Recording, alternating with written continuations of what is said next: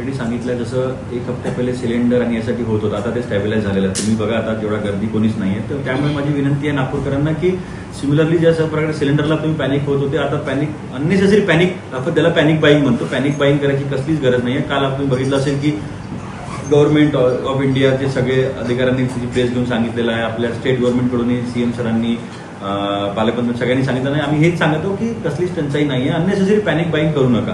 आता ते राशनिंग करण्यासाठी तुम्हाला ऑलरेडी मी मागच्या वेळेस सांगितलेलं आहे की एक जे आर गव्हर्नमेंटने काढलेला आहे, त्याच्यामध्ये कलेक्टरच्या अध्यक्षतेखाली पोलीस प्रशासन, एफडीए प्रशासन, ऑइल कंपनीचे ओएमसी, त्याच्यानंतर गॅस सिलेंडरचे सगळे प्रतिनिधी, त्यांना सगळ्यांना कमिटी करून कोणत्या कॅटेगरीला कशा प्रकारे द्यायचं. त्याच्यामुळे डोमेस्टिकला 100% म्हटलेलं आहे, कुठेच कट लावले नाही. कमर्शियलमध्ये 50%, इंडस्ट्रीसाठी 50% ते कट लावलेलं आहे. त्याच्या अनुषंगाने आमची जी कमिटी आहे ते रिव्ह्यू आम्ही घेत असतो.